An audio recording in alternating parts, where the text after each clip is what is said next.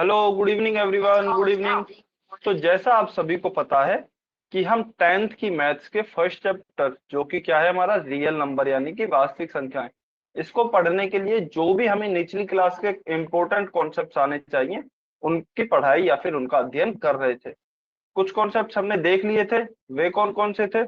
देखिए, पिछली क्लास में हमने जो कॉन्सेप्ट देखे थे वो हमने देखे थे पूर्णांकों पे संक्रिया या फिर ऑपरेशंस ऑन इंटीजर्स। गुणा और जोड़ ये हमने पिछली से पिछली क्लास में सीखे थे। और पिछली क्लास में हमने सीखा था घटाव और डिवीजन यानी कि भाग, कि आखिर दो पूर्णांकों का घटाव कैसे होता है, उनका हम चिन्ह कैसे निकालते हैं, और दो पूर्णांकों का भाग कैसे होता है और उनका चिन्ह किस प्रकार से निकाला जाता है। ये सब कुछ हमने पिछली क्लास में सीखा था। तो चलिए अभी हम इस पर आधारित एक क्वेश्चन करेंगे, रिकॉल टेस्ट, जो कि आपको सॉल्व करना है और पोल सेक्शन में आंसर करना है। क्वेश्चन क्या है? क्वेश्चन आपको दिया गया है कि 360 सेकंड में कितने मिनट होते हैं। आपको बताना है how many minutes are there in 360 second. 360 second में कितने मिनट होते हैं। सभी बच्चे सॉल्व करेंगे और पोल सेक्शन में आंसर करेंगे। 1 मिनट है आपके पास इसके लिए। आसान क्वेश्चन है, ध्यान से क्वेश्चन पढ़ेंगे पहले, क्या हमें दिया गया है, क्या हमसे पूछा है, और निकालने के लिए हम किस चीज का उपयोग करेंगे। चलिए सभी बच्चे सॉल्व करेंगे, सभी बच्चों को अटेम्प्ट करना है। सभी बच्चों को सॉल्व करना है, तो ध्यान से सभी बच्चे सॉल्व करेंगे। वेरी गुड, बहुत बढ़िया। काफी बच्चों का आंसर आ रहे हैं, बहुत बढ़िया।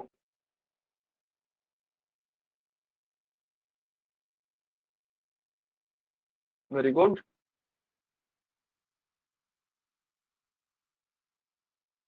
अच्छा चलिए, इसमें मैं आपको एक हिंट देता हूँ, हो सकता है कुछ बच्चों को शायद नहीं पता हो।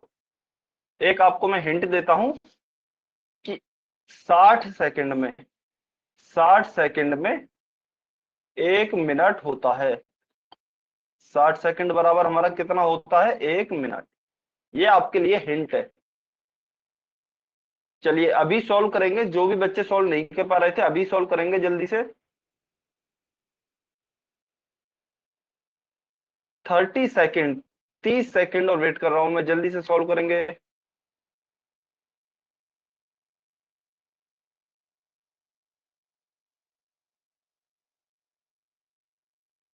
सभी बच्चों को ट्राई करना है,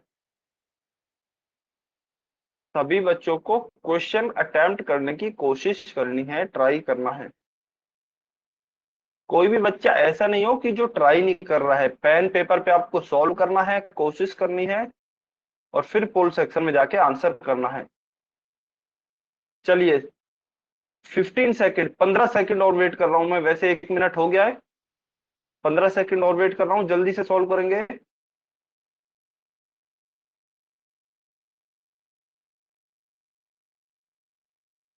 10, 9, 8, 7, 6, 5, 4, 3, 2, 1। Times up. चलिए अभी से सॉल्व करते हैं। तो देखिए, हमसे पूछा है 360 सेकंड में कितने मिनट होते हैं। अब इसको सॉल्व करने के है ना, दो तरीके हैं। वे दो तरीके कौन कौन से हैं, चलिए उन्हें देखते हैं। सबसे पहले तो आपको ये चीज इस क्वेश्चन में पता होनी चाहिए कि 60 सेकंड में 1 मिनट होता है। यह इंपॉर्टेंट चीज है, नॉर्मली सभी को वैसे पता होता है। अगर नहीं भी पता है तो ये आपको याद होना चाहिए। तो देखिए, पहला मेथड है, इसको मैं दो तरीके से सॉल्व कर रहा हूँ। सबसे पहले है मेथड 1, यानी कि पहला तरीका। या तो हम इसे इस तरीके से सॉल्व कर सकते हैं कि 60 सेकंड में, अच्छा सेकंड को मैं खाली ऐसे लिख रहा हूँ शॉर्ट में, 60 सेकंड में हमारा 1 मिनट हो गया। मेरी स्क्रीन नहीं दिख रही? स्क्रीन दिख रही है मेरी, स्क्रीन मेरी दिख रही है। हो सकता है कि आपके नेटवर्क सही नहीं आ रहे हो, तो आप घर के किसी ऐसी जगह पे चले जाइए जहां नेटवर्क अच्छे आते हो, या फिर एक बार आप क्लास को कट करके दोबारा से ज्वाइन भी कर सकते हो। ठीक है, तो देखिए 60 सेकंड में हमारा 1 मिनट होता है। तो मैं एक काम करता हूँ, इसमें 60 सेकंड और जोड़ता हूँ। 60 और 60 हो जाएगा मेरा 120 सेकंड, और 120 सेकंड में मेरे क्या हो जाएगा, 60 सेकंड और जोड़ा है, इसका मतलब मैं ये कह सकता हूँ 1 मिनट मैंने और जोड़ा है। तो 60 सेकंड में 1 मिनट, तो 120 सेकंड में कितने हो जाएंगे? 2 मिनट, क्योंकि सेकंड भी डबल हो गए ना, 60 से 120 हो गए यहाँ पे, तो मिनट भी डबल हो जाएंगे, 1 से 2 मिनट हो जाएंगे। फिर 60 सेकंड और जोड़ता हूँ, यानी कि 1 मिनट और जोड़ता हूँ, तो यहाँ हो जाएंगे 180 सेकंड, और इधर कितना हो जाएगा? 3 मिनट। देखिए मेरी स्क्रीन, अच्छा मेरी स्क्रीन सभी बच्चों को दिख रही है, पिंकी नलवा की आईडी से जो बच्ची है, मेरी स्क्रीन सभी बच्चों को दिख रही है। हो सकता है आपके नेटवर्क अच्छे नहीं आ रहे हो, तो आप किसी ऐसी जगह पे चले जाइए, या तो जहां नेटवर्क अच्छे आते हो, या फिर आप एक बारी क्लास को कट करके दोबारा से ज्वाइन कर सकते हैं। ठीक है, तो यहाँ पे हो गई है हमारी 180 सेकंड में 3 मिनट। इसी प्रकार से मैं 60-60 सेकंड जोड़ता जाऊं, और जब तक मेरा 360 सेकंड नहीं आ जाए, 360 सेकंड में मैं देख लूंगा कितने मिनट होंगे। या तो मैं इस मेथड 1 से जा सकता हूं। अब आपको लगेगा कि सर ये तो बहुत लंबा मेथड है, बिल्कुल ये हमारा थोड़ा लंबा मेथड हो रहा है। तो मेथड 2 क्या होगा, या फिर दूसरा तरीका क्या होगा? तो देखिए 60 सेकंड में हमारे कितने सेकंड है, सॉरी 60 सेकंड में हमारे कितने मिनट है? 1 मिनट। तो मुझे पता लगाना है 360 सेकंड में कितने मिनट होंगे। तो मैं क्या करूंगा, मैं 360 सेकंड में 60 का भाग दे दूंगा, क्योंकि 60 सेकंड में 1 मिनट, तो 360 सेकंड में 360 सेकंड में कितने मिनट होंगे? 360 सेकंड में होंगे 360 बटा 60, या फिर 360 में भाग दूंगा 60 का। तो देखिए यह जीरो से यहाँ जीरो चली जाएगी, और 6 का अगर मैं, सॉरी 36 में अगर मैं भाग दूंगा 6 का, तो ये आएगा 6 छंगड़ा 36।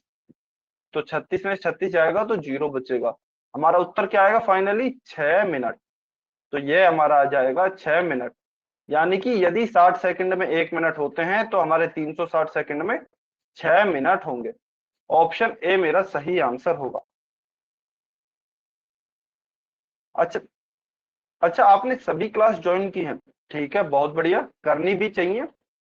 तो लेकिन अगर आपको पिछली क्लास का समझ नहीं आया था, आप शायद रिपीट करने के लिए बोल रहे थे। यस, अगर आपको समझ में नहीं आया था, तो हम इस क्लास के बाद आपके डाउट डिस्कस कर सकते हैं। आप क्लास के बाद रुक जाना, अगर आपने पिछली क्लास की है और जब भी आपको समझ नहीं आया है, तो आपके इस क्लास के बाद डाउट क्लियर कर दिए जाएंगे। ठीक है, चलिए, तो इसका तो हमारा ऑप्शन हो गया है ऑप्शन ए। ऑप्शन ए हमारा सही उत्तर होगा। चलिए, अभी आपको सॉल्व करना है क्वेश्चन नंबर 40। ये आपको ध्यान होगा, मैंने आपको होमवर्क के लिए भी दिया था, ये मैंने आपको होमवर्क के लिए भी दिया था। तो सभी बच्चे जिन्होंने होमवर्क में किया है, बहुत बढ़िया बात है, वो भी पोल सेक्शन में आंसर करेंगे। और जिन्होंने ये होमवर्क नहीं किया है, तो वो अभी सॉल्व करेंगे और पोल सेक्शन में आंसर करेंगे जल्दी से। सभी बच्चों को सॉल्व करना है, सेम इसी की तरह है, जैसे अभी हमने क्वेश्चन किया है सेम इसी की तरह है, इसलिए जल्दी से सॉल्व करेंगे। अच्छा, इसके लिए 30 सेकंड है, इसके लिए आपके पास 30 सेकंड है, जल्दी से सॉल्व करेंगे, क्योंकि सेम अभी इसी तरह का एग्जैक्ट क्वेश्चन हमने सॉल्व किया है।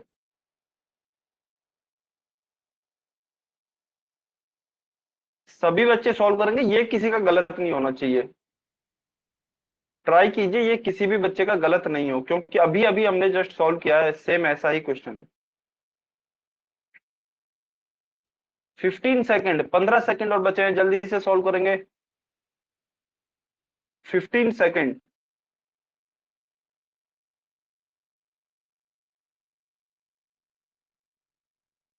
10 सेकंड, जल्दी से सभी बच्चे सॉल्व करेंगे। 5, 4, 3, 2, 1, टाइम्स अप। तो चलिए अभी से सॉल्व करते हैं। देखिए सेम एग्जैक्ट ऐसा ही क्वेश्चन है जैसा हमने अभी अभी किया है। पहले हमें पूछा गया था कि कितने सेकंड में कितने मिनट होते हैं, यानी कि 360 सेकंड में कितने मिनट होते हैं। अभी पूछा है कि 1200 मिनट में कितने घंटे होते हैं। तो हम सेम, अच्छा हम भाग वाले मेथड से सॉल्व करेंगे, क्योंकि वो आसान भी है और छोटा भी पड़ता है। तो देखिए 60 मिनट में हमारा कितना होता है, 60 मिनट में होता है 1 घंटा। तो हम देखते हैं 1200 मिनट में कितने घंटे होंगे। तो 1200 मिनट में घंटे निकालने के लिए मैं क्या करूंगा, 1200 में 60 का भाग दूंगा। अब एक जीरो से एक जीरो कैंसिल हो जाएगी, तो 120 में अगर मैं भाग देता हूं 6 का, तो देखते हैं क्या आएगा। 6 दूना 12, 12 में से 12 गए तो यहाँ 0, और ये वाली 0 हम यहाँ लगा देंगे ज्यों का त्यों। तो ये हमारा आ गया है 20 मिनट। तो हमारा ऑप्शन बी सही उत्तर होगा। अच्छा देखिए, ऑप्शन ए में भी 20 है, लेकिन वो माइनस का है या फिर नेगेटिव है। हमारा उत्तर तो पॉजिटिव में आया है, तो इसका मतलब हमारा ऑप्शन बी सही होगा, ना कि ए। तो हमारा इसका उत्तर हो गया है ऑप्शन बी।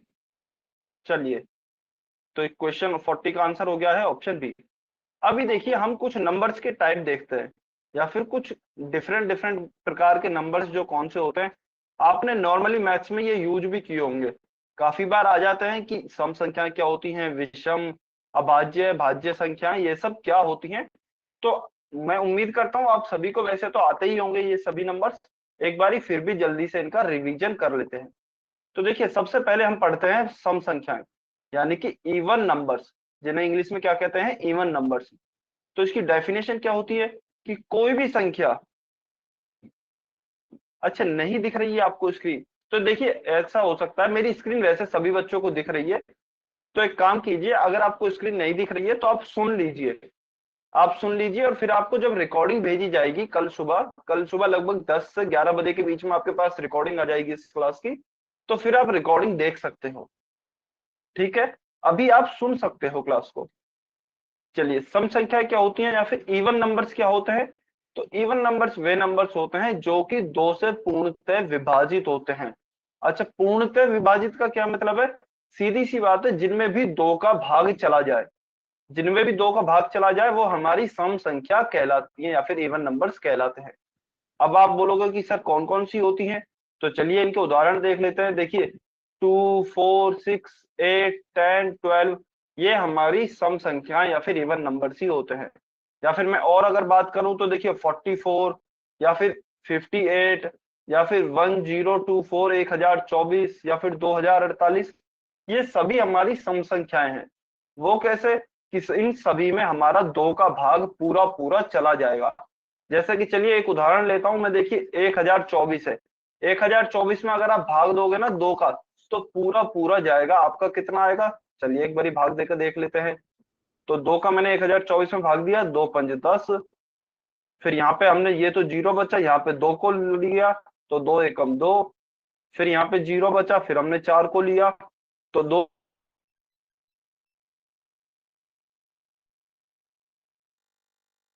आ गया है कितनी बार, 512 बार। तो इसका मतलब 1024 हमारी एक सम संख्या है या फिर इवन नंबर है। तो चलिए अब एक शॉर्ट ट्रिक सीखते हैं कि इनको पहचानने का तरीका क्या होता है। मान लीजिए हमें कोई भी एक बड़ा सा नंबर दे दिया, मान लीजिए इस प्रकार का कोई एक नंबर दे रखा है, 56394084। यह कोई नंबर है, तो हमसे पूछा है कि बताइए यह सम संख्या है या फिर विषम संख्या है। तो हम जल्दी से कैसे पहचान सकते हैं, इसका एक तरीका सीखते हैं। तो आप देखेंगे कि सम संख्याओं का जो इकाई अंक होता है, इकाई अंक का मतलब जो लास्ट वाली आपकी डिजिट है, वो इन 5 डिजिट में से कोई एक होगी, या फिर इन 5 अंकों में से कोई एक होगी। वह कौन कौन सी 5 अंक है, 0 हो सकती है, 2 हो सकती है, 4, 6 और 8। ये जो आपकी संख्या है 0, 2, 4, 6, 8, यदि लास्ट की आपकी संख्या या फिर लास्ट का अंक किसी संख्या का यह नंबर है, तो आपकी वह सम संख्या होगी या फिर इवन नंबर होगा। अच्छा, आप इनमें से कोई भी अंक देख सकते हैं, जैसे 10 को देखूं तो 10 में देखिए 0 है लास्ट में, 12 को देखूं तो देखिए 12 में जल्दी से 0 है। अच्छा, अभी मैं एक नंबर लिख रहा हूँ, आपको जल्दी से बताना है वो इवन है या फिर ऑड है। यह पहले वाला नंबर ही लेते हैं, चलिए 56394084। जल्दी से आपको बताना है कि ये इवन है या नहीं है, तो वाई लिखेंगे, नहीं है तो एन लिखेंगे। जल्दी से सभी बच्चे बताएंगे क्या यह इवन या फिर सम संख्या है या नहीं। वेरी गुड, जल्दी से बताएंगे क्विकली, 5 सेकंड में, देखते ही बताना है। वेरी गुड, बहुत बढ़िया, बिल्कुल सभी बच्चों का बिल्कुल सही आंसर है। तो हम केवल लास्ट वाला अंक देखेंगे, इकाई वाला अंक, लास्ट वाला अंक देखेंगे, यह 4 है। और हमने अभी क्या पढ़ी थी, हमने प्रॉपर्टी पढ़ी थी कि अगर लास्ट का अंक हमारा 0, 2, 4, 6, 8 में से कोई भी है, तो वह इवन नंबर होगा। बिल्कुल, तो वो हमारा इवन नंबर है। Very good. तो देखिए, अच्छा एक नोट और होता है कि 0 हमारी जो होती है वह एक सम संख्या होती है या फिर इवन नंबर होता है, यह आपको याद रखना है। 0 जो है वह हमारा एक इवन नंबर होता है। चलिए, अब हमारी सम संख्या हो गई, अब हम आते हैं विषम संख्याओं पे। यानी कि ऑड नंबर्स पे। अब ऑड नंबर्स क्या होगा, ऑड नंबर्स इवन नंबर्स के बिल्कुल अपोजिट होते हैं, या फिर अगर मैं हिंदी में कहूं, जो हमारी विषम संख्याएं हैं वह सम संख्याओं के बिल्कुल विपरीत होती हैं। सम संख्याएं क्या थी, जो कि दो से पूर्णतः विभाजित होती हैं, और विषम संख्या क्या होगी, जो कि दो से पूर्णतः विभाजित नहीं होती है। तो विषम संख्या को दो से भाग करेंगे तो हमेशा एक बचेगा। विषम संख्या को आप जब भी दो से भाग करोगे तो हमेशा शेषफल एक रहेगा, और सम संख्या को जब भी हम दो से भाग करेंगे तो हमारा शेषफल हमेशा 0 रहेगा। तो देखिए उदाहरण देखते हैं, उदाहरण क्या होंगे। हमने देखा था सम संख्याएं थी हमारी 0, 2, 4, 6, 8 इत्यादि। तो इनके बीच की जो संख्या है, बीच की कौन सी हो गई, 1 हो गया, 3 हो गई, 5 हो गई, 7 हो गया, ये सब संख्याएं, ये सारी संख्याएं हमारी विषम संख्याएं होती हैं या फिर ऑड नंबर्स होते हैं। अच्छा, अब इनकी ट्रिक क्या है, इनकी भी यह ट्रिक है कि इनके जो लास्ट का अंक है वो हमेशा 1, 3, 5, 7, 9 में से बचेगा। लास्ट का अंक यदि 1, 3, 5, 7, 9 में से है तो हम देखते ही बता सकते हैं कि यह हमारी विषम संख्या होगी या फिर ऑड नंबर होगा। चलिए एक नंबर फिर से लिखता हूं, मैं आपको बताना है ये ऑड है या नहीं है। 5, 6, 7, 9, 2, 4, 6, 0, 3। जल्दी से बताएंगे क्या ये ऑड नंबर है या नहीं है तो वाई लिखेंगे, फिर से नहीं है तो एन लिखेंगे। जल्दी से सभी बच्चे बताएंगे, 5 सेकंड में, 5 सेकंड में कमेंट करना है आपको। वेरी गुड, बहुत बढ़िया, वेरी गुड, बहुत अच्छे। तो हम तो क्या, हम पूरे नंबर को देखेंगे नहीं, हम तो लास्ट वाले अंक को देखेंगे। लास्ट में इकाई का अंक हमारा क्या है, 3 है। तो इसका मतलब यह हमारा क्या होगी, विषम संख्या होगी, क्योंकि हम जानते हैं विषम संख्याओं में लास्ट के अंक क्या होते हैं, 1, 3, 5, 7, 9। इन अंकों में से अगर लास्ट में कोई भी एक अंक है तो वह हमारी विषम संख्या होगी। Very good. चलिए अब इसमें भी देखिए कुछ, अच्छा ठीक है। तो अब हम आते हैं भाज्य संख्याओं पे या फिर कंपोजिट नंबर्स पे। सम संख्याएं आपको क्लियर है और विषम संख्या क्लियर है। सम संख्याओं के लास्ट में आती थी 0, 2, 4, 6, 8, और विषम संख्याओं के लास्ट में आती है 1, 3, 5, 7, 9। यह आपको याद रखना है। देखिए अब भाज्य संख्या क्या होती है या फिर कंपोजिट नंबर्स क्या होते हैं। तो वे संख्याएं जो कि एक और स्वयं के अलावा किसी और संख्या से भी विभाजित हो जाती हैं, वह हमारी भाज्य संख्याएं कहलाती हैं। अच्छा, अब इससे मेरा क्या मतलब है, मान लीजिए कोई भी एक उदाहरण लेता हूं मैं। मान लीजिए मैंने 10 लिया। तो देखिए कोई भी संख्या हो, इस पूरे यूनिवर्स में कोई भी संख्या है, वह दो संख्याओं से तो हमेशा ही विभाजित होगी। यानी कि दो संख्याओं से तो उसमें हमेशा ही भाग चला जाएगा। एक तो है एक, और एक है वह खुद स्वयं संख्या। मान लीजिए मैं लेता हूं 533। 533 एक संख्या है। अब इसमें एक से तो भाग जाएगा ही जाएगा। एक से तो मैं किसी भी संख्या में भाग दूं वही संख्या आ जाएगी। मान लीजिए 533 में मैं एक का भाग देता हूं तो यह कितनी बार जाएगा, 533 बार ही जाएगा। तो एक का भाग तो हमेशा चला जाएगा, और इसमें 533 का भाग भी चला जाएगा। अगर 533 में मैं 533 का भाग दूं तो यह एक बार चला जाएगा पूरा पूरा। तो यह दो संख्याएं, एक तो एक और एक वह खुद स्वयं संख्या, ये दोनों संख्याओं में तो हमेशा ही भाग चला जाएगा। इन दोनों के अलावा अगर कोई और तीसरी ऐसी संख्या है जिसका उसमें भाग जा रहा है पूरा पूरा, जिसका उसमें पूरा भाग जा रहा है, तो वह हमारी भाज्य संख्या यानी कि कंपोजिट नंबर कहलाएगा। अच्छा, अब ऐसी संख्याएं कौन सी है, चलिए देखते हैं। मान लीजिए मैंने 10 लिया। तो 10 में आप ध्यान से देखोगे तो देखिए एक और 10 का भाग तो जाएगा ही जाएगा। एक और खुद उस स्वयं संख्या का भाग तो जाएगा ही जाएगा। क्या कोई और ऐसी संख्या है जिसमें कि 10 का पूरा पूरा भाग चला जाए? बिल्कुल, 2 है ना। 2 का पूरा पूरा भाग जाएगा 5 बार। 2 5 10 होता है तो 2 का पूरा पूरा भाग जाएगा। 5 भी है जिसका पूरा पूरा भाग चला जाएगा 10 में। तो इसके मतलब देखिए 1 और 10 के अलावा हमें कुछ और संख्याएं मिल गई जिसमें कि 10 का भाग चला जाएगा।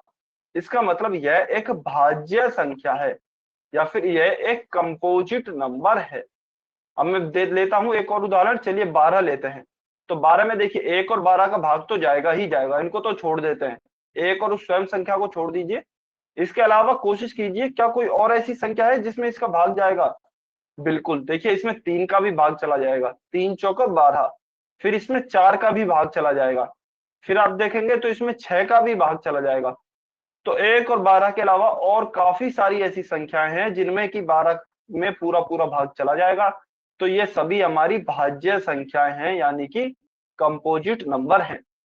चलिए अभी मैं आपसे एक क्वेश्चन पूछता हूं, क्या 50 हमारा एक कंपोजिट यानी कि भाज्य संख्या है या नहीं? है तो y लिखेंगे, नहीं है तो n लिखेंगे जल्दी से। अगर है तो y लिखेंगे, नहीं है तो n लिखेंगे जल्दी से। वेरी गुड, बहुत बढ़िया, सभी बच्चे कमेंट करेंगे, सभी बच्चे कमेंट करके आंसर करेंगे, क्या 50 एक भाज्य संख्या है? वेरी गुड, बहुत बढ़िया, बिल्कुल। तो देखिए 50 बिल्कुल आप सभी का आंसर सही है। 50 में 1 और 50 के अलावा कौन कौन सी संख्याओं को भाग जाएगा? देखिए 5 का भी चला जाएगा, 10 का भी चला जाएगा, 25 का भी चला जाएगा, तो इन सभी संख्याओं को इसमें भाग चला जाएगा। तो यह हमारी एक भाज्य संख्या या फिर कंपोजिट नंबर होगा। वेरी गुड, बहुत बढ़िया। तो देखिए अगर मैं बात करूं, तो जो सबसे छोटी भाज्य संख्या होती है ना, वह 4 होती है। अगर आपसे पूछा जाए कभी, बस आपको ये याद रखना है कि सबसे छोटी जो भाज्य संख्या है वह 4 है। अच्छा, दूसरा हमारा पॉइंट है कि जो एक है, एक जो होता है वह ना तो अभाज्य संख्या है ना ही भाज्य।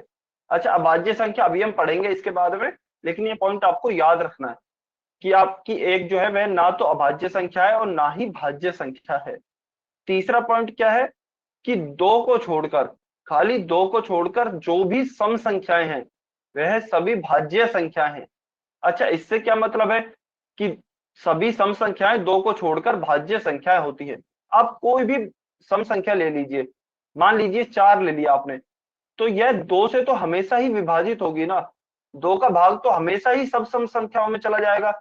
तो इसके अलावा इसका मतलब यह है कि हमारी जितनी भी सम संख्याएं हैं उन सभी में 2 का भाग तो जाएगा ही जाएगा। तो इसका मतलब वो सारी संख्याएं भाज्य संख्याएं तो नहीं हो सकती, सॉरी, वो सभी संख्याएं भाज्य संख्याएं तो होंगी ही होंगी। जितनी भी सम संख्याएं वह भाज्य होंगी ही होंगी, केवल 2 को छोड़कर। 2 हमारी भाज्य संख्या नहीं होती है, क्योंकि इसमें केवल 2 और 1 का ही भाग जाता है। एक तो ये 2 तो वह खुद स्वयं संख्या हो गई, और 1 का भाग जा रहा है, इसके अलावा कोई तीसरी संख्या ही नहीं है जिसमें कि 2 का भाग चला जाए। तो इसका मतलब खाली 2 ही एक ऐसी सम संख्या है जो कि क्या है, जो कि अभाज्य है, यानी कि जो भाज्य नहीं है। बाकी की सारी सम संख्याएं हमारी भाज्य होती हैं या फिर कंपोजिट होती हैं। चलिए, ये तो हो गई आपकी भाज्य संख्याएं। अभी हम देखते हैं अभाज्य संख्याएं। अभाज्य संख्याएं क्या होती हैं? अब अभाज्य संख्याएं बिल्कुल भाज्य संख्याओं के उल्टा होंगी। भाज्य संख्याओं में क्या होता था, एक तो केवल देखिए 1 का भाग जाता था, और एक उस खुद स्वयं संख्या का भाग जाता था। इन दो संख्याओं का भाग जाता था भाज्य संख्याओं में। अच्छा, भाज्य में तो इन दो के अलावा किसी तीसरी का भी चला जाता था। एक और खुद स्वयं के अलावा किसी भी तीसरी संख्या का भाग चला जाता था, वह थी हमारी भाज्य संख्याएं। अभाज्य संख्याओं में केवल और केवल एक और खुद का भाग जाएगा, इसके अलावा कोई भी तीसरी संख्या नहीं होगी जिसका कि भाग चला जाए। तो ऐसी संख्याओं को हम अभाज्य संख्या कहेंगे। उदाहरण के लिए अगर मैं देखूं तो देखिए 2 हो गया, 3 हो गया, 5 हो गया। इनमें मान लीजिए मैं लेता हूं 5 का उदाहरण। 5 केवल और केवल 5 में किसका भाग जाएगा? या तो 1 का भाग जाएगा या फिर 5 का भाग जाएगा, इसके अलावा किसी और संख्या का भाग नहीं जाएगा। तो ऐसी संख्याओं को हम क्या कहते हैं? अभाज्य संख्याएं, या फिर इंग्लिश में कहते हैं प्राइम नंबर्स। तो यह इंपॉर्टेंट बात है। अभी हमने पढ़ा सबसे छोटी अभाज्य संख्या 2 होती है, ये तो हमने देख ही लिया है। और केवल 2 ही एक सम अभाज्य संख्या है, यानी कि केवल 2 ही एक ऐसी अभाज्य संख्या है जो कि सम होती है। यह भी हमने नोट देख लिया है। चलिए, सभी बच्चे अभी कमेंट करके बताएंगे क्या आपको समझ में आया या नहीं आया। सभी संख्याएं, सम संख्याएं, विषम संख्याएं, भाज्य संख्याएं और अभाज्य संख्याएं। किसी को भी यदि डाउट है कुछ भी तो जल्दी से एन टाइप करे। अगर कोई भी डाउट नहीं है, सब कुछ क्लियर है, तो वाई टाइप करे। समझ में आ गया है तो वाई टाइप करना है, नहीं आया है तो एन टाइप करना है। अच्छा, पिंकी नलवा की आईडी से जो बच्ची है, आपको स्क्रीन नहीं दिख रही है, हो सकता है इसलिए आपको डाउट आएंगे। तो आप पहले एक बारी रिकॉर्डिंग देखना, कल जो भी इस क्लास की रिकॉर्डिंग होगी, फिर हम आपके जो डाउट्स हैं वो अगली क्लास में डिस्कस कर सकते हैं। ठीक है, चलिए, यह समझ में आया। तो अभी आपको कुछ क्वेश्चन सॉल्व करने हैं, इस पे आधारित क्वेश्चन नंबर 41। अच्छा, मैं बता देता हूं, हमारे क्वेश्चन का जो लिखने का तरीका है वो थोड़ा सा चेंज हो गया है। एक बार इसको भी देखेंगे, आपको डरना नहीं है। हमारे जो क्वेश्चन की नंबरिंग होगी ना, क्वेश्चन नंबर वो यहाँ लिखे हैं, जैसे यहाँ क्वेश्चन 41 लिखा हुआ है। अब आप बोलोगे कि सर ये आगे क्या लिखा हुआ है, तो आगे आपके जो चैप्टर है उसका कोड लिखा हुआ है। 10M01 है, इसका मतलब है 10वीं की मैथ्स का पहला चैप्टर, और उसका फिर क्वेश्चन 41 है। तो आपको इसी तरीके से ध्यान रखना है। ठीक है, तो आपको अभी क्वेश्चन 41 सॉल्व करना है, जल्दी से सभी बच्चे सॉल्व करेंगे और पोल सेक्शन में आंसर करेंगे। क्वेश्चन क्या पूछा गया है? क्वेश्चन है पहली 5 अभाज्य संख्याएं बतानी है, पहली 5 अभाज्य संख्याएं कौन सी होंगी। ध्यान से सॉल्व करना है, इसमें गलती होने के चांसेस होंगे, पहले ही मैं बता रहा हूं इसमें गलती होने के चांस हो सकते हैं, इसलिए आपको ध्यान से सॉल्व करना है। 1 मिनट है इसके लिए आपके पास, पूरा 1 मिनट है, इसलिए आपको ध्यान से सॉल्व करना है।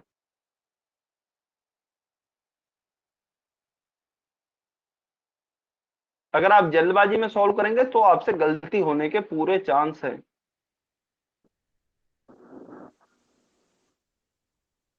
अच्छा, शिवकांत की आईडी से जो बच्चा है, आप अपने आप को म्यूट पे कर लीजिए, ठीक है।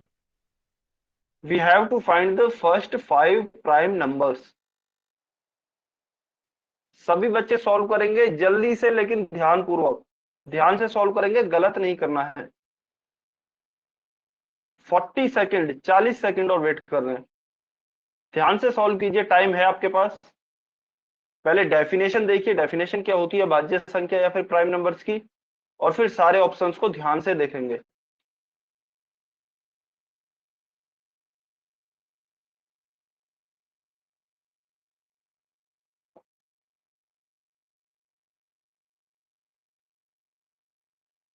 ट्वेंटी सेकेंड, 20 सेकेंड और वेट कर रहा हूं मैं, जल्दी से सॉल्व करेंगे। 20 सेकेंड, सभी बच्चे आंसर करेंगे जल्दी से।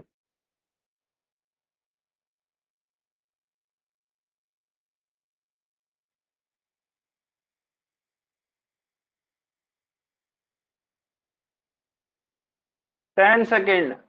10, 9, 8, 7, 6, 5, 4, 3, 2, 1। Times up. चलिए अभी इसे सॉल्व करते हैं। देखिए यह काफी बच्चों का गलत हुआ है क्वेश्चन, तो इसलिए सभी बच्चे ध्यान से समझेंगे। हमसे पूछा है पहली 5 अभाज्य संख्याएं बताइए। तो देखिए सबसे पहले हम एक बार डेफिनेशन, परिभाषा को रिवाइज कर लेते हैं कि अभाज्य संख्या क्या होती है। तो वह संख्या जो कि एक और खुद के अलावा किसी और संख्या से विभाजित नहीं होती, या फिर किसी और संख्या का उसमें भाग नहीं जाता है, तो उसे हम अभाज्य संख्या कहते हैं। अच्छा, इसको आप ऐसे भी नाम से भी याद रख सकते हैं, एक बार मैं बता देता हूं। एक होती है भाज्य संख्याएं और एक होती है अभाज्य संख्याएं। तो देखिए भाज्य का मतलब क्या होता है, आप नाम से पता लगा सकते हैं। भाज्य जो कि किसी और संख्या से भी भाजित हो, जो कि और किसी संख्या से भी भाजित हो, वह होगी हमारी भाज्य संख्याएं। और जो कि किसी और संख्या से, एक और खुद के अलावा किसी भी और संख्या से भाजित ना हो, वह होगी हमारी अभाजित संख्या या फिर अभाज्य संख्या। इस प्रकार से हम नाम से भी याद रख सकते हैं। तो देखिए अभाज्य संख्या कौन कौन सी होती है। अच्छा, हमने नोट में देखा था, सबसे पहले नोट में देखा था कि एक ना ही तो हमारी प्राइम नंबर यानी कि अभाज्य संख्या होती है और ना ही भाज्य संख्या होती है। तो ऑप्शन ए तो वैसे ही गलत हो गया है। यह ध्यान रखना है, एक में काफी बच्चे गलती करते हैं। तो एक ना तो भाज्य संख्या है, ना ही अभाज्य संख्या है। फिर पहली अभाज्य संख्या हमारी क्या होगी, पहली होगी हमारी 2। उसके बाद कौन सी होगी, 3। उसके बाद देखिए 4 आता है, लेकिन 4 में हमारा 2 का भाग चला जाता है, तो इसलिए 4 हमारी भाज्य संख्या है, ना कि अभाज्य। फिर होगी हमारी 5।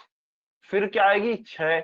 6 में भी हमारा 2 का भाग चला जाता है और 3 का भाग चला जाता है, तो 6 भी नहीं होगी। फिर आएगी हमारी 7।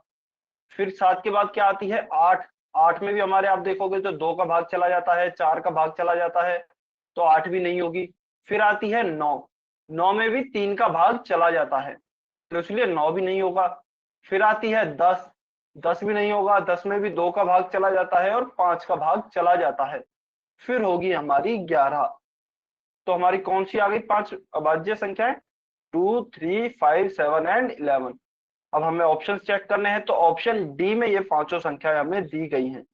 ऑप्शन डी में दिया गया है 2, 3, 5, 7, 11। तो इसका मतलब हमारा ऑप्शन डी सही आंसर है। ऑप्शन डी हमारा सही आंसर होगा। चलिए जल्दी से कमेंट करके बताएंगे सभी बच्चे, क्या ये वाला क्वेश्चन समझ में आया आपको? ये वाला क्वेश्चन समझ में आया? पहली 5 अभाज्य संख्याएं हमने कैसे ज्ञात की हैं? सभी बच्चे कमेंट करके बताएंगे, क्योंकि काफी बच्चों ने इसमें गलती की थी। चलिए, बहुत बढ़िया, यह समझ में आया। तो अभी इसका तो आंसर हो गया है हमारा ऑप्शन डी। अभी नेक्स्ट क्वेश्चन सॉल्व करते हैं, क्वेश्चन नंबर 42। क्वेश्चन नंबर 42 ये हमने नोट में भी देखा था, तो सभी बच्चे सॉल्व करेंगे और पोल सेक्शन में इसका आपको आंसर करना है। इसके लिए आपके पास कितने सेकंड है? 30 सेकंड। इसके लिए आपको 30 सेकंड दिए गए हैं। क्वेश्चन को ध्यान से पढ़ेंगे, जल्दबाजी में गलती नहीं करेंगे। क्वेश्चन को ध्यान से पढ़ेंगे, कौन सी संख्या हमसे पूछी गई है, सबसे छोटी पूछी गई है, सबसे बड़ी पूछी गई है। देखिए, अभी भी बता रहा हूं, इसमें भी काफी बच्चे गलती कर रहे हैं अभी से ही, इसलिए आपको ध्यान से सॉल्व करना है।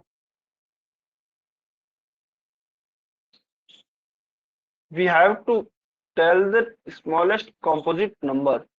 हमें सबसे छोटी भाज्य संख्या बतानी है।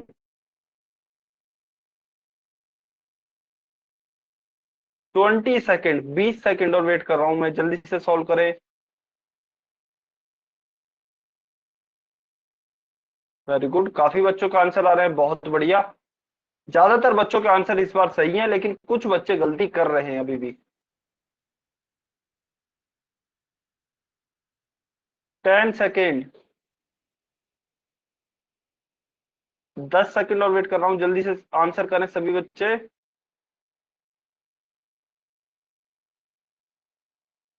चलिए, 5, 4, 3, 2, 1, टाइम्स अप। तो देखिए, हमसे पूछा गया है सबसे छोटी भाज्य संख्या। अब भाज्य संख्या हमने देखी है, एक जो होता है वो ना तो भाज्य होता है ना ही अभाज्य, हमें ये पता है। 2 और जो 3 होते हैं वह अभाज्य संख्याएं होती हैं, क्योंकि 2 और 3 में खुद का और खाली एक का भाग जाता है, किसी और संख्या का भाग नहीं जाता। फिर आती है 4। तो 4 में 1 और 4 के अलावा 2 का भी भाग चला जाता है। तो इसलिए हमारी 4 जो होगी वह स्मॉलेस्ट कॉम्पोजिट नंबर या फिर सबसे छोटी भाज्य संख्या होगी। तो इसका मतलब ऑप्शन बी हमारा 4 जो है वह सही आंसर होगा। तो चलिए, इसका आंसर हो गया है ऑप्शन बी। अभी आपको सॉल्व करना है क्वेश्चन नंबर 43। जल्दी से सॉल्व करेंगे, क्वेश्चन ध्यान से पढ़ेंगे, क्या पूछा गया है और क्या दे रखा है। क्वेश्चन 43 जल्दी से सॉल्व करेंगे, लेकिन ध्यान पूर्वक। हमसे क्या पूछा है कि इसमें कौन सी एक सम और अभाज्य संख्या है। हमें देखना है कि कौन सी अभाज्य है और सम संख्या भी है। यह हमने नोट में भी पढ़ा था, आपको ध्यान हो तो। यह हमने नोट में भी पढ़ा था। जल्दी से, 20 सेकेंड, 20 सेकेंड और हैं, जल्दी से आंसर करें।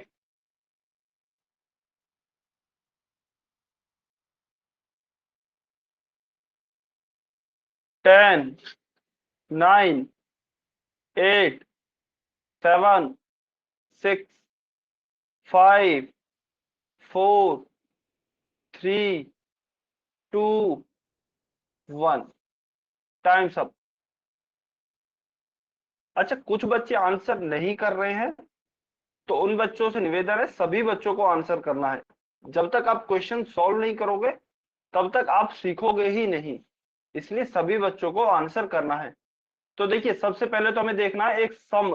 दो दो संख्याएं पूछी हैं, एक तो सम होनी चाहिए और एक अभाज्य होनी चाहिए। देखिए, वैसे तो हमको पता ही है कि खाली जो सम संख्या होती है उनमें केवल 2 ही एक ऐसी सम संख्या है जो कि अभाज्य होती है, वरना सभी संख्याएं, सभी सम संख्याएं भाज्य होती हैं, क्योंकि उनमें 2 का भाग तो चला ही जाता है। तो इसलिए खाली 2 ही हमारी एक ऐसी संख्या है जो कि सम है और अभाज्य भी है। तो इसका मतलब ऑप्शन ए हमारा सही उत्तर होगा। इसका ऑप्शन ए हमारा सही उत्तर होगा।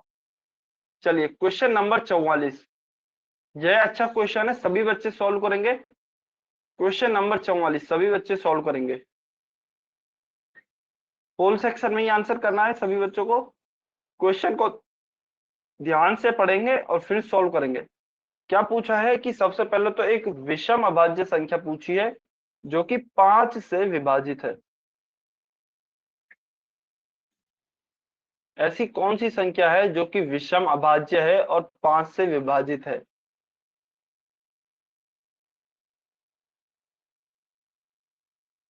क्वेश्चन घुमाने के लिए दिया गया है, लेकिन है आसान। अगर आप ध्यान से देखोगे तो क्वेश्चन काफी आसान है। सभी बच्चे ध्यान से सॉल्व करेंगे इसे। क्वेश्चन आसान है, बस आपको घुमाने की कोशिश की गई है।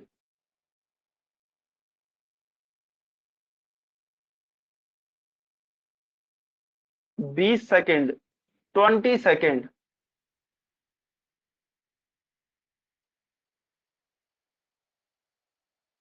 सभी बच्चे ट्राई करेंगे, सभी बच्चे कोशिश करेंगे।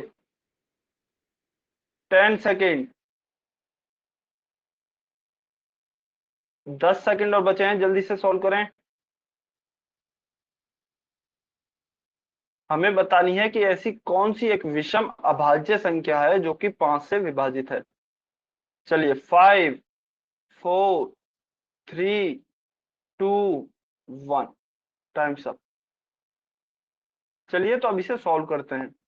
देखिए, हमसे क्या पूछा है, एक विषम और अभाज्य संख्या। तो विषम अभाज्य संख्या हमारी कौन सी होती है, जो कि 5 से विभाजित है। अच्छा, अभाज्य संख्या क्या होती है, या तो वो 1 से विभाजित होती है या खुद से विभाजित होती है। अब हमें वो 5 से विभाजित बतानी है, तो वह तो 5 ही होगी ना, क्योंकि वह अभाज्य भी होनी चाहिए। अभाज्य का मतलब या तो वो खुद से भी 1 से विभाजित हो या वो खुद से विभाजित हो। अब खुद हमें क्या दिया हुआ है, हमें ये कंडीशन भी दी गई है कि वह 5 से भी विभाजित होनी चाहिए, तो वह खुद 5 ही होगी। अदरवाइज 5 के अलावा कोई और संख्या होगी, फिर तो वो भाज्य हो जाएगी, ना कि अभाज्य। तो देखिए, 5 में हमारी तीनों कंडीशन फिट हो रही हैं। यह विषम भी है, यह अभाज्य भी है, और ये केवल 5 से ही विभाजित होती है, 5 और 1 से। तो इसका मतलब इसमें तीनों ही कंडीशन बैठ रही है, तो ऑप्शन सी हमारा सही उत्तर होगा। ऑप्शन सी हमारा इसका सही आंसर होगा। चलिए, तो अभी हम पढ़ते हैं। देखिए, आपकी संख्याओं के टाइप्स जो है वह खत्म हो गए हैं। टाइप्स ऑफ नंबर जो पढ़ा, सम, विषम, कंपोजिट, प्राइम, ये खत्म हो गए हैं। अभी हम पढ़ते हैं नंबर लाइन, यानी कि संख्या रेखा। तो देखिए, संख्या रेखा या फिर नंबर लाइन क्या होती है कि यदि हम किसी भी रेखा पर या फिर किसी भी लाइन पे यदि हम संख्याओं को यानी कि नंबर्स को अगर हम निरूपित करते हैं, तो उसे संख्या रेखा कहते हैं। अच्छा, संख्या रेखा पर हम संख्याओं को उनके क्रम के अनुसार लिखते हैं। अब संख्या रेखा बनाते कैसे हैं, तो वो देख लेते हैं। सबसे पहले देखिए, एक रेखा बनाया, एक सीधी लाइन हमने ड्रॉ करी, और उसमें सबसे पहले क्या करते हैं, सबसे पहले उसमें जीरो को अंकित करते हैं। सबसे पहले मान लीजिए जीरो को उसमें अंकित करते हैं। अब क्या करेंगे, अब हम आगे इसके आगे नंबर्स को लिखेंगे। तो जीरो के बाद हमने 1 लिखा, तो यह 1 हो गया। अच्छा, बढ़ते हुए नंबर्स, जो भी बढ़ते हुए नंबर्स है ना, उसको हमेशा दाईं तरफ लिखेंगे।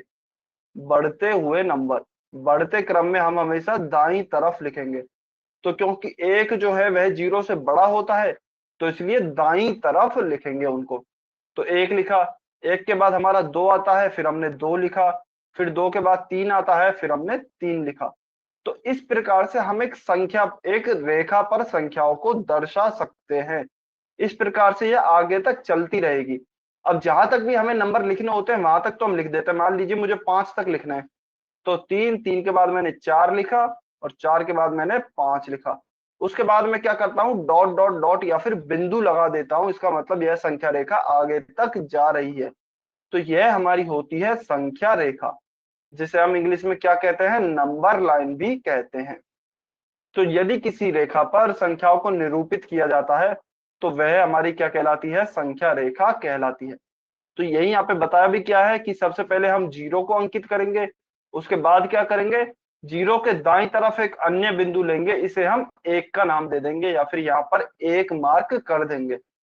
अच्छा, अब एक बात होती है कि इन दोनों ही अंकों के बीच जो दूरी होती है, या फिर किन्हीं भी दो अंकों के बीच, लेकिन वो लगातार होने चाहिए अंक।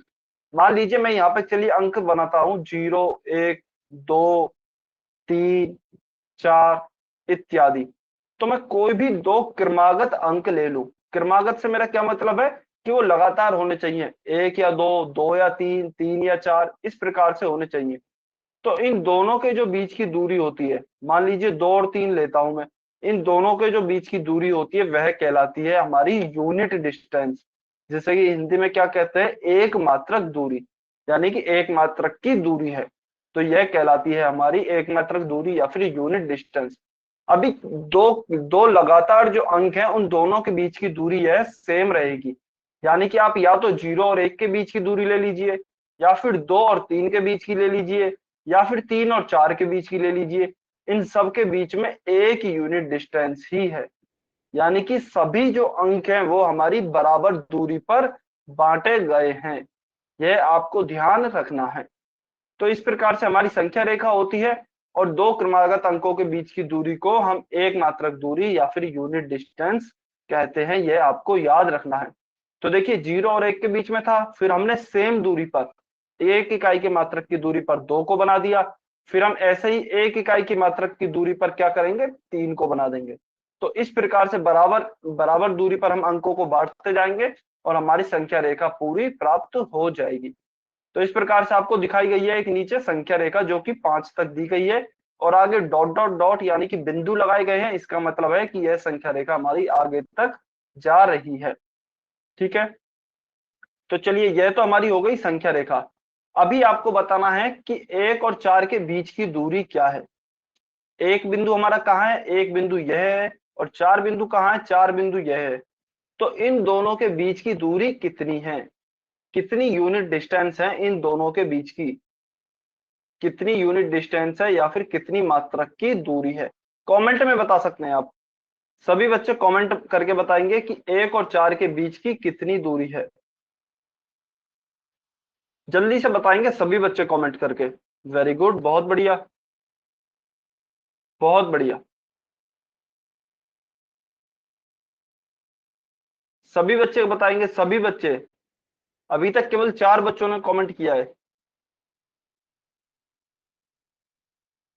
अच्छा देखिए, सभी बच्चे कमेंट करेंगे, सभी बच्चे किसी भी क्वेश्चन का आंसर करेंगे। जो भी क्वेश्चन आपसे पूछा जाता है सभी बच्चे आंसर करेंगे उसका। अभी अमित कुमार की आईडी से जो बच्चा है उन्होंने कमेंट नहीं किया है, शिवकांत की आईडी से जो बच्चा है उन्होंने कमेंट नहीं किया है। अगर आप कमेंट नहीं करोगे या फिर अगर आप आंसर नहीं करोगे किसी क्वेश्चन का, तो फिर मुझे नाम लेना होगा पूरी क्लास में। तो इसलिए आपको क्लास में इन्वॉल्व रहना है और अच्छे से किसी भी क्वेश्चन का आंसर करना है। चलिए वेरी गुड, सभी का आंसर बिल्कुल सही है। तो देखिए 1 और 4 के बीच की दूरी क्या होगी, चलिए उसे देखते हैं। देखिए 1 और 2 के बीच की दूरी हमने देखी, दो लगातार अंक हैं तो इनके बीच की दूरी 1 होगी। फिर 2 और 3 की भी लगातार अंक है, इनके बीच की दूरी भी 1 होगी। और 3 और 4 के बीच भी लगातार अंक हैं तो इनकी भी दूरी 1 होगी।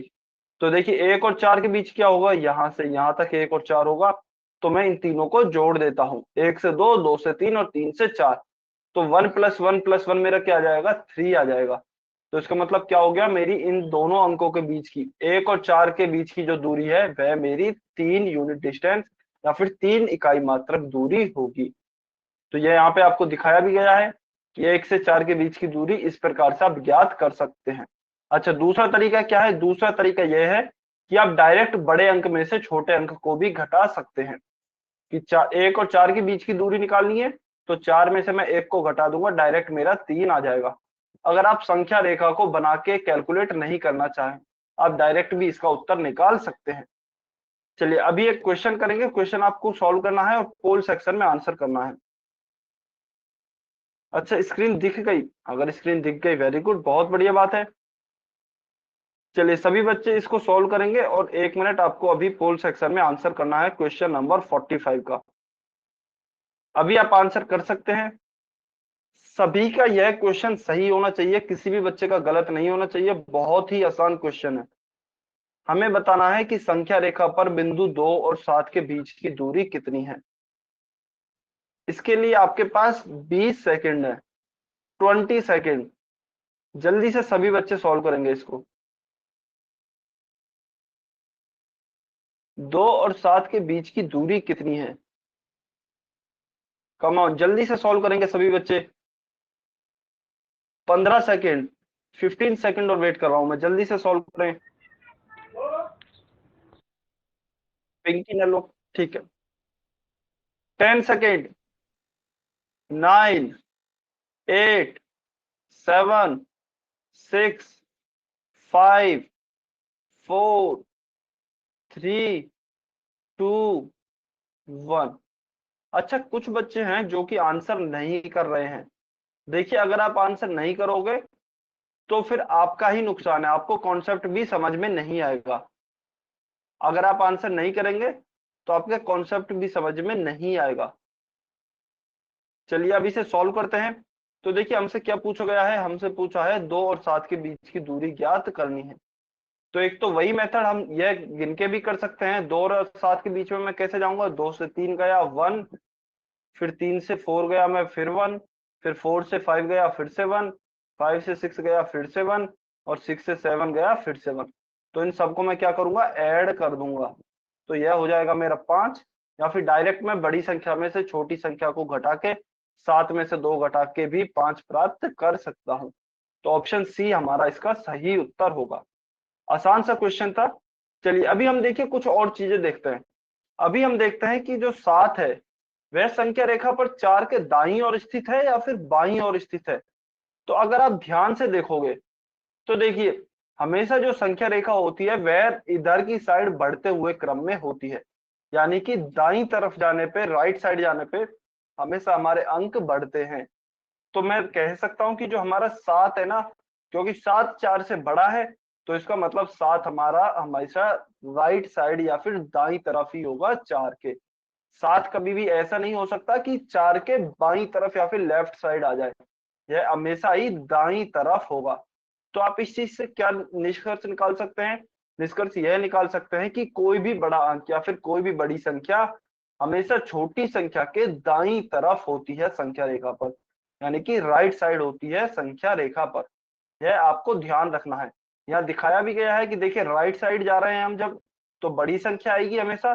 और यदि हम लेफ्ट साइड जा रहे हैं यानी कि बाईं तरफ जा रहे हैं, तो हमेशा छोटी संख्या आएगी। यह आपको ध्यान रखना है। चलिए इसी पे एक क्वेश्चन करेंगे जल्दी से सभी बच्चे। संख्या रेखा पर जो 2 है वह 7 के किस ओर स्थित है। 2 जो है वह 7 के किस ओर स्थित है। पोल सेक्शन में आंसर करना है क्वेश्चन नंबर 46 का। सभी बच्चे, इसके लिए भी आपके पास 20 सेकंड है, 20 सेकंड है। बहुत ही आसान क्वेश्चन है, सभी बच्चे सही करेंगे। हमें बताना है संख्या रेखा पर जो 2 है वह 7 के किस ओर स्थित है।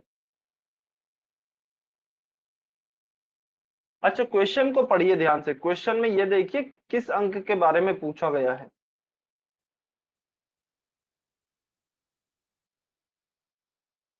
कम ऑन, जल्दी से सभी बच्चे सॉल्व करेंगे। 10 सेकेंड, 10 सेकेंड और हैं, जल्दी से सभी बच्चे। अच्छा, कुछ बच्चे आंसर नहीं कर रहे हैं तो उनको भी आंसर करना है, अदरवाइज उनके समझ में नहीं आएगा। 5, 4, 3, 2, 1, टाइम्स अप। चलिए इसे सॉल्व करते हैं। तो देखिए, हमसे क्या पूछा है, हमसे पूछा है कि जो 2 है वह 7 के किस ओर स्थित है। यानी कि जो 2 है वह 7 की किस साइड है, राइट साइड है या फिर लेफ्ट साइड है। तो देखिए, 2 तो छोटा है, 7 बड़ा है। तो हम जानते हैं छोटी संख्या हमेशा किधर की साइड होती है, छोटी संख्या हमेशा लेफ्ट साइड स्थित होती है। तो उसका मतलब ऑप्शन बी मेरा सही उत्तर होगा, क्योंकि 2 जो है वह 7 से छोटी है। 2 7 से छोटी है और छोटी संख्या हमारी लेफ्ट साइड होती है। तो इसलिए 2 जो है वह 7 के लेफ्ट साइड होगी। अगर यह पूछा जाता था कि 7 बताइए 2 के किस तरफ है, यदि 7 2 के किस तरफ है तो फिर वो राइट साइड आती, क्योंकि 7 2 से बड़ी होती। अभी सिंस हमसे 2 के बारे में पूछा गया है तो 2 हमारी लेफ्ट साइड आएगी। तो इसका आंसर हो गया है हमारा ऑप्शन बी। चलिए अब देखिए, यह क्वेश्चन आता है कि क्या हम केवल संख्या रेखा पर पूर्ण संख्या को ही निरूपित कर सकते हैं। यानी कि क्या हमारी संख्या रेखा हमेशा 0 से ही स्टार्ट होती है, 0 से स्टार्ट होती है और आगे तक चलती रहती है। तो नहीं, ऐसा नहीं है। संख्या रेखा पर हम नेगेटिव संख्याओं को भी निरूपित कर सकते हैं। तो देखिए, हम सभी जानते हैं कि जो नेगेटिव यानी कि जो ऋणात्मक संख्याएं होती हैं वह 0 से छोटी होती हैं। 0 से क्या होती हैं, छोटी होती हैं। और हम यह भी जानते हैं कि छोटी संख्याओं को हमेशा लेफ्ट साइड में लिखा जाता है। तो अगर आप पूरी हमारी जो संख्या रेखा देखेंगे तो 0 बीच में होता है, जीरो से लेफ्ट साइड में ऋणात्मक संख्याएं होती हैं, और जीरो से राइट साइड में यानी कि पॉजिटिव साइड में या फिर दाईं तरफ धनात्मक संख्याएं होती हैं। क्यों होता है ऐसा? क्योंकि ऋणात्मक संख्या जो है वह जीरो से छोटी होती हैं, इसीलिए बाईं तरफ है, और जो धनात्मक संख्याएं वह जीरो से बड़ी होती है, इसीलिए दाईं तरफ है। यह आप सभी को समझ में आया? चलिए जल्दी से कमेंट करके बताइए, यह समझ में आया कि यह संख्या रेखा कैसे बनी है? ऋणात्मक संख्याओं को क्यों हमें बाईं तरफ लिखा गया है और धनात्मक संख्याओं को क्यों दाईं तरफ लिखा गया है? जल्दी से कम सभी बच्चे कमेंट करके बताएंगे जल्दी से, वाई और न लिख के।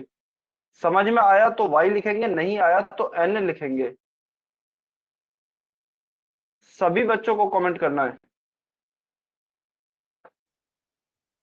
जल्दी से सभी बच्चे कमेंट करके बताएंगे।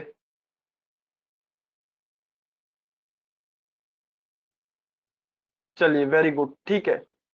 अगर समझ में आया बहुत बढ़िया। तो देखिए यह तो हो गया है हमारी पूरी संख्या रेखा। संख्या रेखा पर हमने पूरे पूर्णांक या फिर इंटीजर्स को निरूपित कर दिया है, यानी कि नेगेटिव नंबर्स को भी निरूपित कर दिया, जीरो को भी निरूपित कर दिया, और पॉजिटिव नंबर्स यानी कि धनात्मक संख्याओं को भी हमने दर्शा दिया है। तो संख्या रेखा पर हम सभी प्रकार के नंबरों को दर्शा सकते हैं या फिर निरूपित कर सकते हैं। तो यह आपको ध्यान रखना है, यह इंपॉर्टेंट पॉइंट है। कई बार एग्जाम में पूछ भी लिया जाता है कि बताइए जीरो के दाईं तरफ किस प्रकार की संख्या होती है और बाईं तरफ यानी कि लेफ्ट साइड में किस प्रकार की संख्याएं होती हैं। तो दाईं तरफ यानी कि राइट साइड होंगी पॉजिटिव नंबर्स जो कि जीरो से बड़े हैं, और लेफ्ट साइड होंगे जीरो से छोटे नंबर जो कि नेगेटिव नंबर्स यानी कि ऋणात्मक संख्याएं होंगी। चलिए अब इस पे आधारित कुछ क्वेश्चन करेंगे जल्दी जल्दी। क्वेश्चन नंबर 47, क्वेश्चन नंबर 47 आपको करना है और पोल सेक्शन में इसका आंसर करना है। आपसे क्या पूछा गया है? आपसे पूछा गया है कि -2 को बताइए, -2 कहाँ है संख्या रेखा पर। तो जहां भी है वहां पे आपको ऑरेंज या फिर रेड कलर का गोला दिया गया है, गोला मार्क करके दिया गया है। तो जिस भी ऑप्शन में -2 पे सही गोला किया गया है वो आपको ऑप्शन चूज या फिर सेलेक्ट करना है। इसके लिए 30 सेकेंड है आपके पास, 30 सेकेंड। जल्दी से सॉल्व करेंगे सभी बच्चे।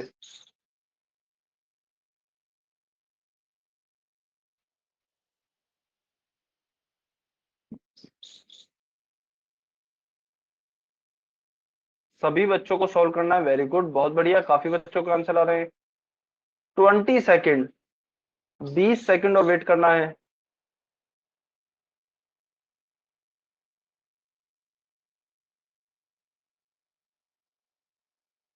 अच्छा अभी भी कोई दो बच्चे हैं, मैं उनका नाम नहीं लेना चाह रहा हूं, लेकिन वो ना तो कमेंट करते हैं ना ही वो आंसर करते हैं पोल सेक्शन में।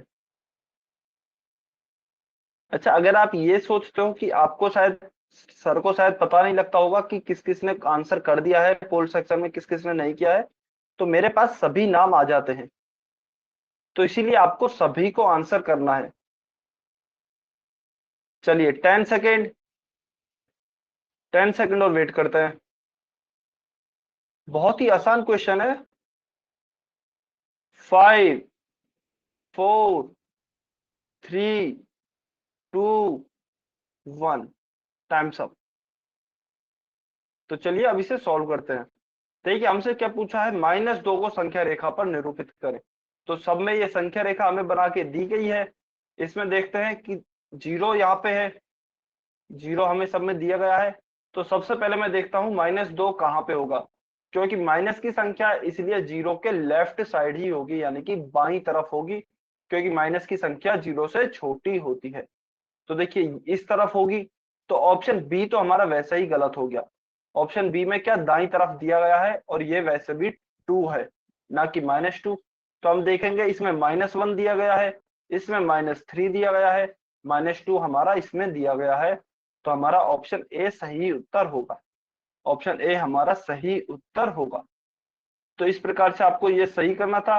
ऑप्शन ए इसमें सही हो गया है। अभी सॉल्व करते हैं question number 48। Question number 48 solve करते हैं, जल्दी से सॉल्व करेंगे सभी बच्चे। आसान सा क्वेश्चन है, सेम इसी टाइप का क्वेश्चन हम सॉल्व कर भी चुके हैं। हमें यह बताना है कि जो 3 है वह किन दो संख्याओं के बीच में स्थित है। 3 जो है वह किन दो संख्याओं के बीच में स्थित है।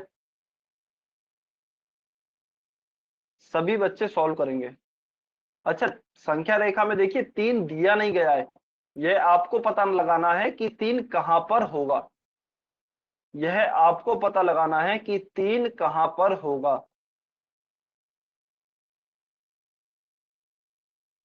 इसके लिए 20 सेकंड, 20 सेकंड और वेट कर रहा हूं।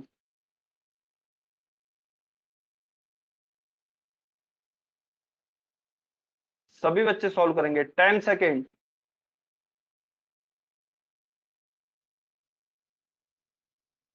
जल्दी से सभी बच्चे आंसर करेंगे। 3 आपको लिख के नहीं दिया गया है, आपको पता लगाना है कि कहां पर होगा। 5, 4, 3, 2, 1। Times up. चलिए अब इसे सॉल्व करते हैं। तो देखिए आपको पता ही है कि हम जो संख्या रेखा पर संख्याओं को निरूपित करते हैं वह लगातार करते हैं। तो 0 यहाँ पे 2 दिया गया है, देखिए ये पॉइंट देखिए, एक तो यह 2 का पॉइंट हो गया, यह 0 का पॉइंट हो गया। तो इसके बीच में जो यह पॉइंट दिया गया है वह हमारा क्या होगा, 1 का ही होगा। तो यह 1 हो गया। फिर इस 2 और 4 के बीच में जो पॉइंट दिया गया है वह क्या होगा, 3 होगा। क्योंकि इधर की साइड संख्या क्या होती हैं, बढ़ते हुए क्रम में होती हैं। तो इसका मतलब हम देख सकते हैं 3 किस किस के बीच में आएगा, 2 और 4 के बीच में हमारा 3 होगा। तो ऑप्शन बी इसमें हमारा सही उत्तर होगा। Option B will be our correct answer. चलिए, अभाज्य गुणनखंड है, अभी यह हम कल से स्टार्ट करेंगे। आपकी आज की क्लास यहीं तक थी। आपकी आज की क्लास अभी खत्म होती है, लेकिन अभी कोई भी बच्चा जाएगा नहीं। कोई भी बच्चा क्लास छोड़ के नहीं जाएगा।